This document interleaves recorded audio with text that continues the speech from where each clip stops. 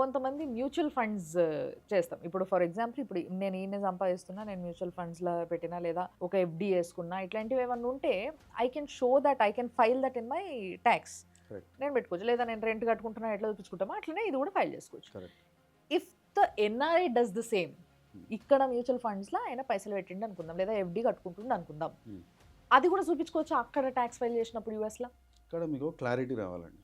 హ్మ్.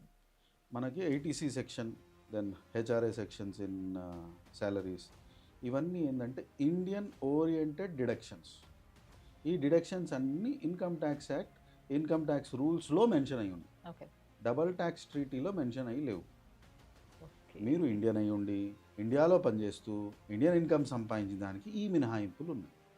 ఓకే. ఇప్పుడు ఇన్వెస్ట్మెంట్ అన్నారు, దానికి సంపాదనకి సంబంధం లేదు. బట్ ఆ ఇన్వెస్ట్మెంట్ అనేది మీకు ఇండియన్ ఇన్కమ్లో బెనిఫిట్.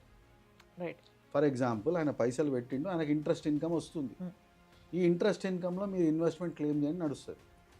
ఓకే. కానీ ఈ ఇంట్రెస్ట్ ఇన్కమ్ అక్కడ మీరు రిపోర్ట్ చేస్తారు, దాని మీద ఏ ట్యాక్స్కి బెనిఫిట్ ఉండదు. దేనికి బెనిఫిట్ ఇస్తారంటే మీరు ఆ ఇంట్రెస్ట్ ఇన్కమ్ మీద లేటెస్ట్ ఒక 8,000 రూపాయలు ట్యాక్స్ కట్టిండ్రు ఇండియాలో. Hmm.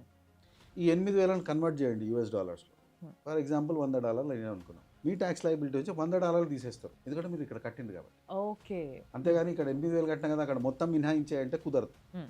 అక్కడ మీ లైబిలిటీ ఎందో అది క్యాల్కులేట్ చేసి దానిలో నుంచి ఇక్కడ మీరు కట్టింది తీసేస్తారు. దీనికి పర్ఫెక్ట్ కొరిలేషన్ ఉండాలి ప్రొవిజన్స్లో, అన్నీ తీసేయకూడదు, అట్లా ఓకే. చూసుకొని తీయాలి. ఓకే.